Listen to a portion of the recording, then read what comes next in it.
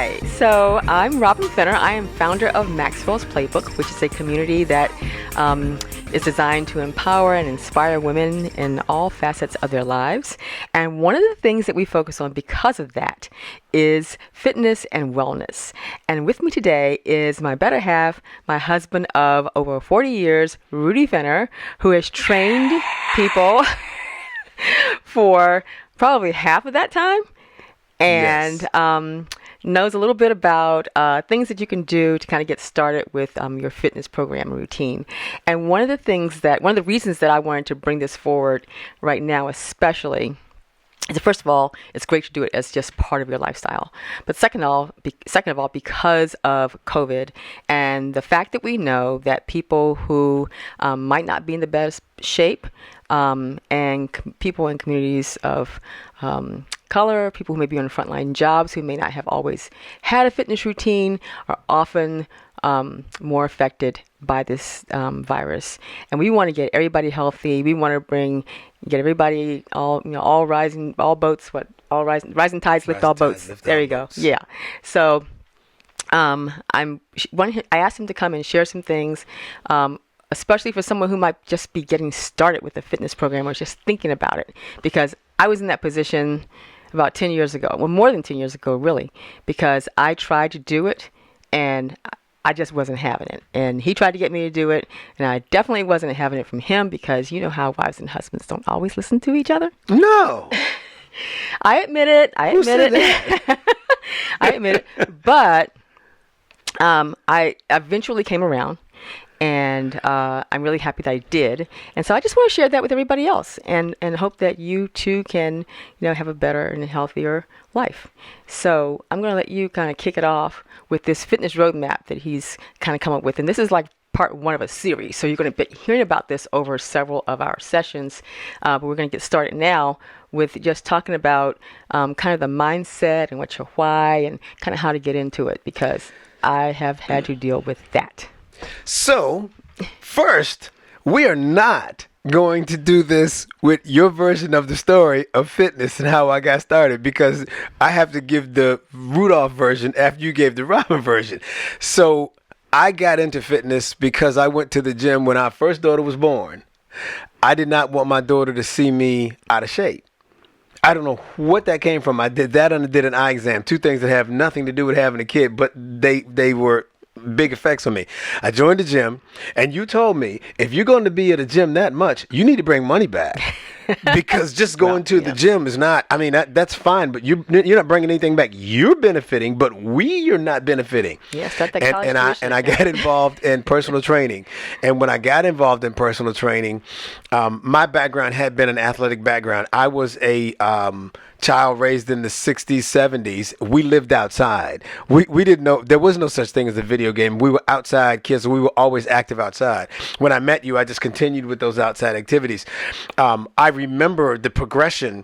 I become a personal trainer. I work year, personal trainer. And I said, hey, why don't you come to the gym with me? And you said, no, that's not how it happened. What you said was, oh, you were out there with the beautiful people today. That's exactly right. And you called us the beautiful people, and you basically mocked the gym crowd. I did, because that was my perception. It was always right. And so I said, why don't you come on and join us in the gym? So when Robin refers to a fitness roadmap, what you're talking about is the educated version of Rudolph, because uneducated version, I just grabbed you by the hand and said, come on, let's just go in the gym. And I did nothing to prepare you. I basically introduced you into failure. It was doomed from the start. We had not established, you said, a why. We had not established a why. We had not established a reason. There were just people who were all varieties of characters in the gym. And this was a gym in this was maybe the 80s, I guess. Yeah, probably. I was in World Gym in the 80s Mm-hmm. as a trainer. And there were extraordinarily conditioned people. And it was peacocks. It was all sorts of people who, for somebody who was not naturally athletic, who was not naturally interested in fitness like you walked in the environment like, who are these people? Yeah. And you had an attitude. They had an attitude. My only prescription was, come on, let's just start. Let's keep working. And it was doomed. It was absolutely doomed. I'll never forget that bike class you were teaching then. And you invited me to come to the bike class. I said, okay, I'll come to the bike class. And I got on the bike, and it was like 20 minutes into the class. I'm like, I'm not doing this. This is very uncomfortable. I'm out. And I left the class, which I understood later was supposed to be kind of a no-no. Wait. I am the dude. I am like the one of the most celebrated trainers in the gym. I'm one of the most loved cycle instructors. My wife comes to my class of maybe 20 bikes, and she just says no. And she just rolls right on out. And the whole class is like, oh, Mr. Great Trainer.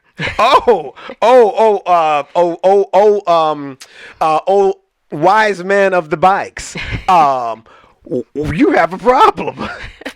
Now, what happens when she mounts a mutiny like that, and there are 90% women in the class, everybody just says, ooh, okay.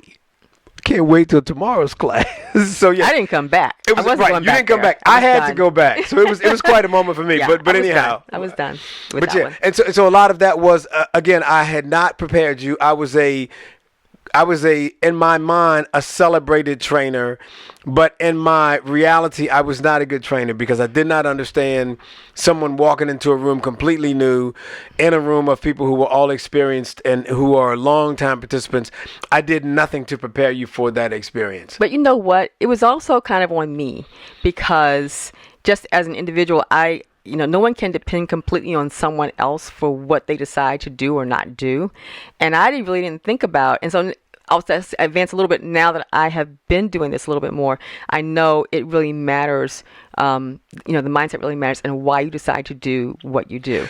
And I didn't have that then. I wasn't even thinking about it. I was just thinking about, okay, I should just go get in shape. I should go work out. But I wasn't thinking about why. But I do think what contributed to that, you establishing a why and you having a better place mentally, was I'd had a number of years of experience in between those times. And I became smarter at introducing you to the environment.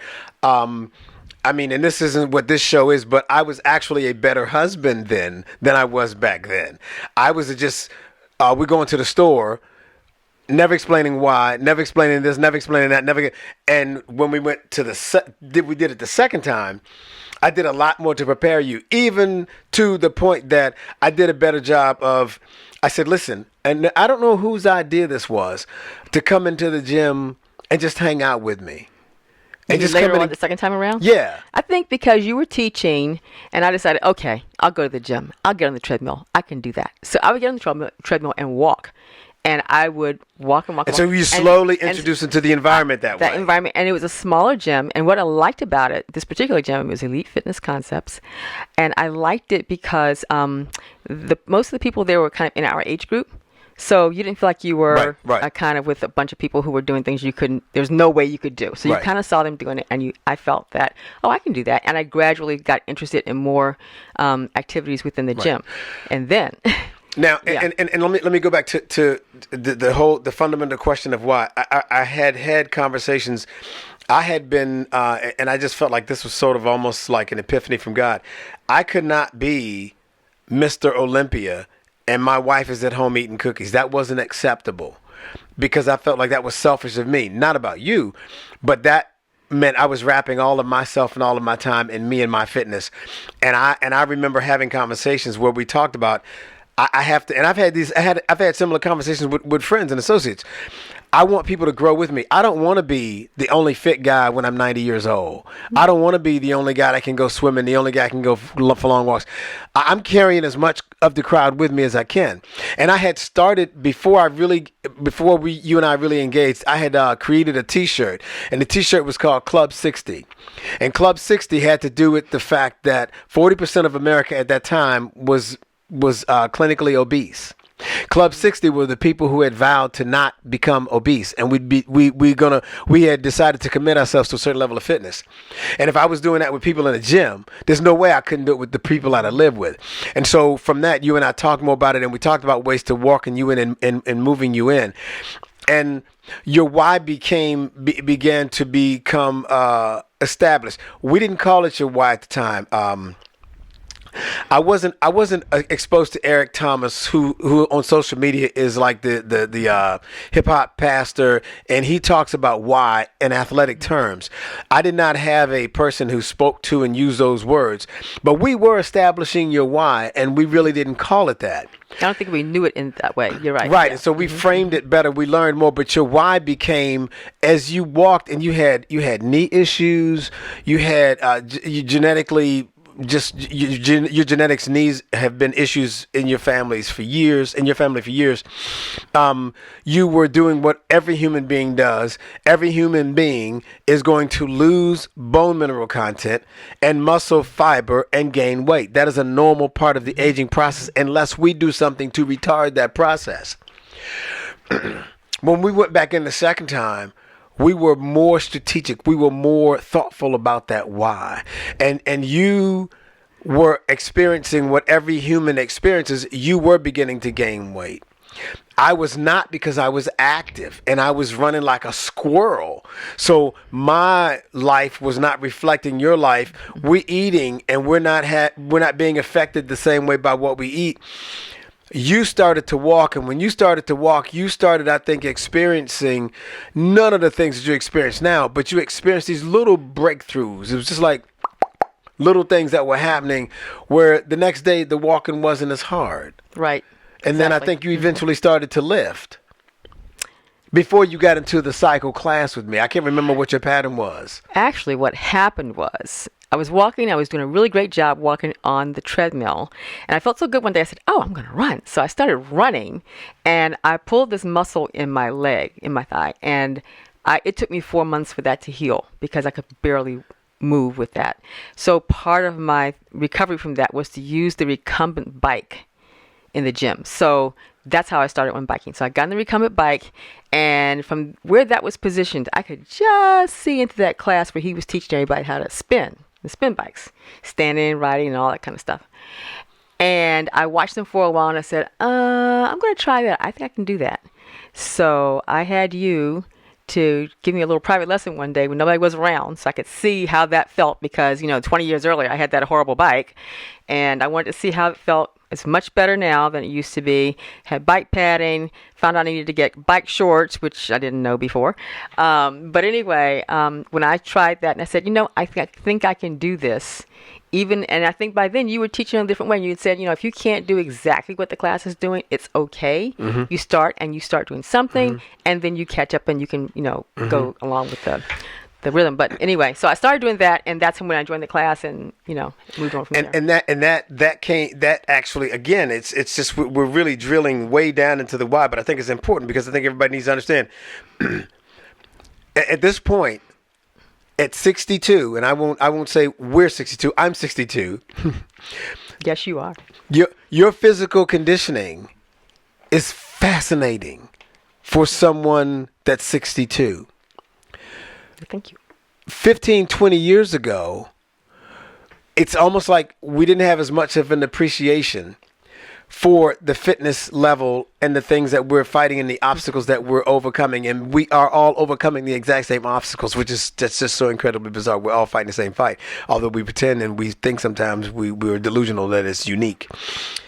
When you came in that gym, my thinking had matured to a point that I never thought in terms of the heights of fitness. I thought always in terms of the lows of fitness. Mm-hmm. And I had enough people to come through to experience them coming to the gym, and their assignment with me was to just come to the gym. And they said, they would say, what do I do? I said, I don't care. I just want you to come to the gym at this time every day for 5 days. Just come here. What do I do? I really don't care. I'm not being facetious. I really don't care. I just want you in the space. I want you to get used to being in the space. And I had people to come in who would come into class, and I would have them in a bike in the corner. I would purposely put them aside where they were comfortable because they didn't want to be out front. And I would tell them, I don't care what tempo you ride at. I don't care I just need you to get up on the seat and pedal at whatever casual pace you want to pedal at. By the time you came in, that was my thinking. And so now your why is established because you had established enough on that treadmill to know that even with an injury and something that put you on the side, getting back was important because something was going on that you needed to get back in. And so you almost had to have your why was to advance and increase and better yourself physically. Your why became even greater once you started seeing evidence of that and you started seeing signs that even injury, no, that cannot prevail. We must overcome that injury and we must get back in it because something is going on when I do that. And at that point, you started to learn and understand your body is constantly adjusting. You walk, it gets used to the walk. Okay, you need to walk faster. Okay, you're walking faster, it gets used to that. You need to walk farther. Okay, you're faster and you're farther. Now it needs to be longer. But whatever you gave it, you started noticing that your body would say, oh man, this is so hard. Okay. And so you quickly started to learn, wait. So we're playing a game here. And that is physically what we go through. And learning, that's what all of these big words of periodization and these cycles and all of these fitness words that people use. All it is just working with your body and responding to how it responds. But your why was clearly established. I am better when I'm doing this. Physically, my day's different. We were really into, at that time, our kids were middle school, high school, and when we went to Disney, we rolled hard. And if you rolled up into Disney with this crowd, you were leaving limping. You were tired. You came home from the vacation and you had to take off because you were not ready for anything. And you noticed as time progressed, your trips down to Disney weren't quite the same anymore. You were rolling with the kids. Kids looking, hey, can we get something to eat? Can we take that? And so your quality of life began to change, and your experiences physically began to change. And so your why was becoming more established. And I think the real message in that is this: we have worked with and experienced being 20 pounds overweight, being deconditioned. We've had friends and associates who were 50 pounds overweight and deconditioned. I've known people personally who have been 100 pounds overweight, and their why wasn't clear until a little bit of weight got shaved off, until a little bit of motion, and everything changed. Every functioning system in their body started to function better, as opposed to all of the pills and all of the prescriptions and all of the things that we have, because we're trying to make things move pharmaceutically. We find that the body is this amazing machine that's trying to heal and recycle and recalibrate all the time. But it needs blood. It needs lymph fluid. It needs all of the things that happen when we move. It needs air. All of those things happen when we just go for walks, long walks. And when that stuff starts to happen, this weird healing process starts to take place. And all of a sudden, the things that we needed, medication and medicine and this helping out, we don't need it anymore. Yeah, that's what you experience. And I want to go back just a moment, just because when you talk about the why, and we were talking earlier about the why and your mindset being related. I found that once I started going, it didn't take long for a habit to be formed. And once you're in that habit, just like any other habit you might have, you kind of keep that habit going. This is a healthy habit, so it's a good thing. What I did have to get used to, because you were just talking about the kids being at a certain age, is deciding that I was going to take the time for me, because that is really hard. And I think it's sometimes harder for women or whoever, the caretaker may be. Families sometimes now share more of those responsibilities than they may have, 20 years ago. But deciding that I was worth it. I was taking the time. If it's 30 minutes, if you've got an Apple Watch, you get that green ring when you've done 30 minutes. So you just need 30 minutes. Just start with 30 minutes, okay? So that's not that much time out of the day for yourself to decide that I'm going to do something for me that's going to make me feel better. It puts me in a better mood to deal with whatever it is that's coming up. I'm going to look better. My clothes will fit better. I'm going to have more fun. I can move better. But taking that 30 minutes was something that I had to really, well, it was more than 30 minutes, I guess, initially maybe. But it's just, but taking that time, whatever it may be, no matter where you are and what you're doing in life, you can take a walk. You can walk the stairs. You can break that time up during the day. It doesn't have to be 30 solid minutes, but you can just start with that. So let me dovetail off of that, because this is fantastic the way this has flowed. I didn't have this written down, and we're moving in this great direction. So once the why is established, then the reality of life sets in. Right? So this is the fitness challenges. This is the pass or fail exam that occurs for everybody when they start down this road. So we know the why. We got that. We understand all the whys. We got all that. And all of these things start to occur. What's available to me? Where am I going to do this? How much time do I have? One of the examples that I've always used, and it stuck with me, was as a trainer, I have a guy comes in and he's so excited. He's just so stoked about working out. And I said, okay, tell me what you want to do. He said, I want to do a 5-day split. Man, I would consider competing at some point. And he goes on and on. He's really excited. And I said, okay. So let me just ask a few things. Let me get a little background. Let me just get a feel for how we would need to go here. Do you have any kids? Yeah. How many kids you got? 4. Ooh. How old are they? Well, the oldest one's about 7. I just did a little math in my head. 4 kids and the oldest one is 7. Okay, that's a busy day. Do you work full time? Yes, I work full time. What do you do? Construction. Okay, now I'm looking at a matrix here in my mind while I'm talking, and I'm like, 4 kids, construction job, 5 days a week working out. Okay. Not reality. Right. For him. And so for him, we needed to recalibrate. Mm-hmm. And so for everyone, we need to do the same thing. Now that we've established the why, what are the dynamics that we now have to work with? What is our reality of time? The vast majority of people that I trained were women, and I'm sure this was God, because at that point I was really tuning into you, and there was so many messages for people that I had, and for women especially.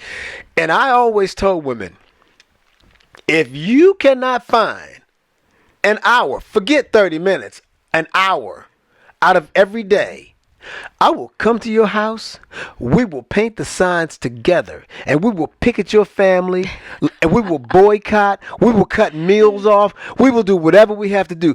Give me my hour. That's if right. Y'all can't figure out what to eat, and I got to be the human sacrifice, and I've said this, in our society, not just in America, but in the world, we have this tendency to just be, we have an ability in us, it's not all men, I won't say all, some. We can be life-sucking machines.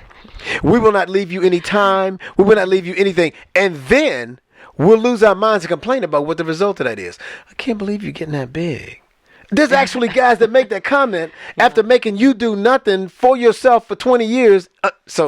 And that's why women have to have that right. for themselves. They and have to think, and they have to have their own mindset. I'm a little more emotional about that than you are. I feel like you have to take it, and you have to demand that time. You have to create that block, and once you create that block, now we look at the resources. What are the resources available? We are incredibly blessed people. I started training people in the house, here in the house, and I have a full functioning gym. I have I consider one of the nicest gyms in North Virginia, right here. That's not everybody's deal. What we'll do in time, as some of these sessions, these conversations occur, we'll get down into the gym, not to show you the gym, but to talk about how simple not having a gym working out is. Mm-hmm. Because now in the days of bands, kettlebells, exercise slides, ab rollers, there are things that you can get that will cause you to sweat profusely for $12. So you don't have to be rich. And some of my workouts in the morning, if I have a very limited amount of time, some of my best workouts occur in a bathroom in an area that's maybe 2 feet wide. Right. I'm a small person and that helps, but what you can do is not that complicated if you really want to do this. And so as you continue to create this deal that you're talking about, we establish a why. We establish a what's available to me. You might have a gym. I mean, post-coronavirus, we don't know what the fitness world is going to look like. Mm-hmm. I've seen pods. I've seen all sorts of things out there that people are possibly considering, but it's not what it used to be. I think that's safe. For now. Let's hope that everything Let's hope so. Yes. But I need you to work out today. Right? Mm-hmm. I can't wait to find out what it's going to be. So we need to assess what we have access to, assess what time we have, and put together a plan. And that's the next thing in this whole process is, okay, now that we understand why we're doing it, we understand we've taken time and we've made it allocated time, and we've created the space to do it. Now the question begins to revolve around, okay, so now what? Okay, so that's a good spot maybe to take a break and stop for this time around, because we talked a little bit about mindset and what's your why. And what we really want everyone to think about and start doing is thinking about that for yourself. Maybe jot that down. And then the next time we'll start talking about how to really get started. You're going to talk a little bit about seeing your doctor. Oh. And knowing kind of, assessing the health parameters. Where's your health status right now? Because we don't want you starting to do lots of things and then find out, maybe you shouldn't do that. Maybe you should do something else instead, and kind of find out what's in your family histories and all that. Can I ask this? I'm not sure what your intent was, but I am excited and always interested in engaging people. So if you have a way, and it's funny, I should have talked to you, my wife, the host of the show, about this before we talked.